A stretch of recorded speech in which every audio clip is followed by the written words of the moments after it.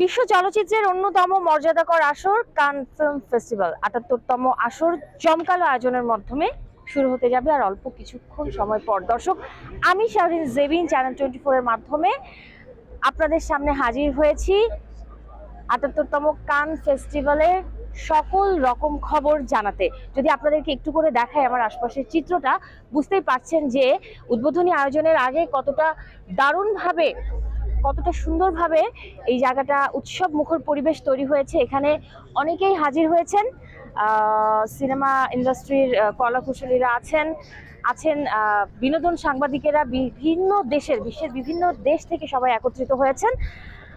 যদি বলি দর্শক, এই সাগর পাড়ের শহর কানে ৭৮তম ফিল্ম ফেস্টিভ্যালের কথা, বাংলাদেশি সময় ঠিক রাত 11টা 15 মিনিটে, মানে ফ্রান্সে যখন সময় হবে সন্ধ্যা 7টা 15, তখনই শুরু হবে কানের উদ্বোধনী আয়োজন, যার সঞ্চালনায় থাকবেন ফ্রেঞ্চ অভিনেতা লরেন্ট লাফিতে।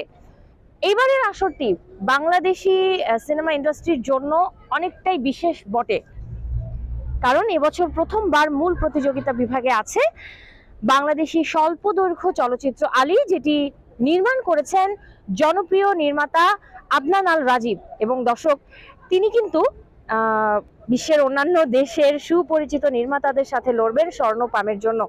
এছাড়াও মার্শেদু ফিল্ম বিভাগে আরেক সিনেমা বাঙালি বিলাস দেখানো হবে। এই ছবিটি নির্মাণ করেছেন এবাদুর রহমান। এক্ষেত্রে কিন্তু আমরা বলতেই পারি যে বিশ্ব দরবারে বাংলা সিনেমা অনেকটাই এগিয়ে যাচ্ছে এবং এটা আমাদের সিনেমা ইন্ডাস্ট্রির জন্য ভীষণ সুখকর। দর্শক, আমি যখন আপনাদের সাথে কথা বলছি তখন কানের ৭৮তম আসরে চলছে পর্দা ওঠার শেষ সময়ের প্রস্তুতি। আমি যেমনটা বলেছি যে এবছরটা কানের জন্য বিশেষ এবং ঐতিহাসিক। কেন সেটা যদি একটু আপনারা দেখেন যে কানের এবছরের যে পোস্টার, এখানে কিন্তু প্রথমবারের মতো কান ফেস্টিভ্যালে জোড়া অফিসিয়াল পোস্টার প্রকাশ করেছে আয়োজকেরা। ফুটে উঠেছে দুজন নারী পুরুষের আলিঙ্গনের মুহূর্ত।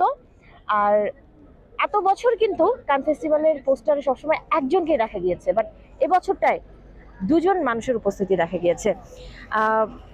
আর সব মিলিয়ে আসলে এবারের কান ফেস্টিভ্যালটা একটু অন্যরকম এবং প্রতি বছরের মতোই বিশেষ, কারণ বিশ্ব চলচ্চিত্রের আগামী একটি বছরের ভাগ্য নির্ধারিত হয় এই কান ফেস্টিভ্যাল থেকেই।